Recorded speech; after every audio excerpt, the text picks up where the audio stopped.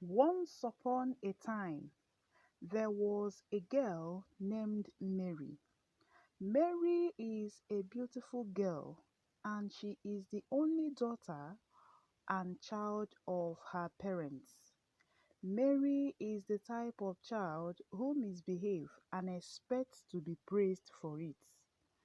As the only child, her mother always indulges her and pampers her, but her father does not. Most of the time, Mary would eat and her mother would instruct the maid to wash her dishes. However, whenever her father saw this, he would scold his wife. Mary thought that since she was pampered at home, she should receive the same treatment at school. Little did she know that school was a place of discipline. On Wednesday, Miss Love, Mary's teacher, wrote notes on the board. All the pupils copied them, but Mary only copied half and claimed she was tired. The teacher told her, "You can't be tired. Finish your notes immediately." Just then, a commotion arose outside the classroom. Mary stood up, ran to the door, and checked what was happening. Miss Love shouted at her, telling her to return to her seat. Mary sighed and went back in, visibly angry. Her teacher walked over to her seat and scolded her for her nonchalant attitude. As the school rule prohibits corporal punishments, after that, Mary became annoyed and frowned, expecting Miss Love to apologize just like her mother would. For the rest of the day, Mary was too distracted by her annoyance to focus on her lessons. The next day, she came to school and refused to greet her teacher, even when she was asked to do so. As a result, her teacher punished her for her disobedience, which further increased Mary's annoyance. When school dismissed, Mary went home and reported to her mother how she had been punished. Instead of cautioning her daughter, her mother became angry and exclaimed, "How can a child be punished all day?"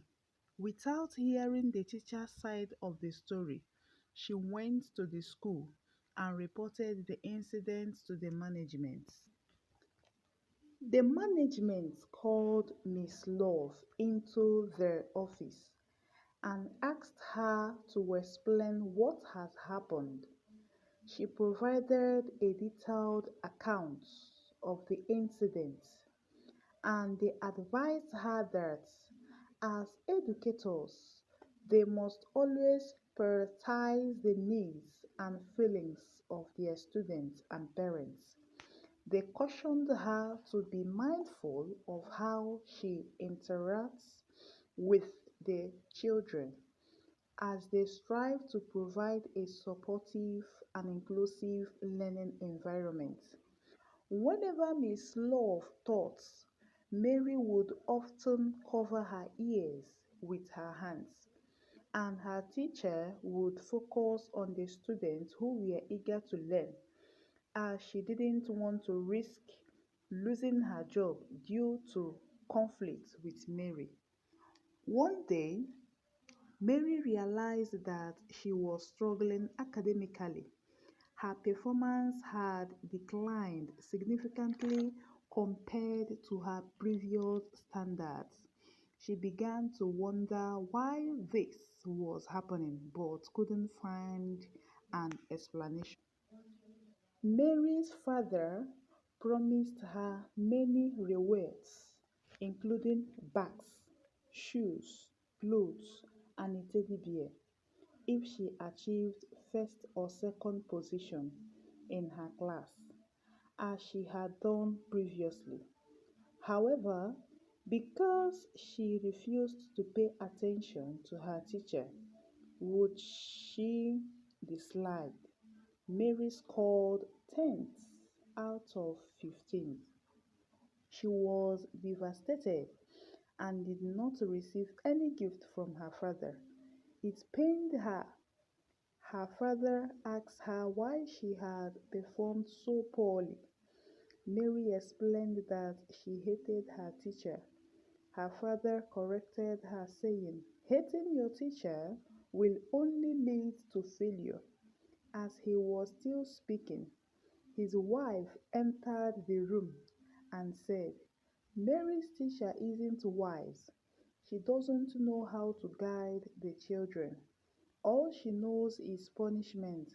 However, the husband continued to support the teacher, saying, "Hating a teacher can damage the relationship between a student and their teacher."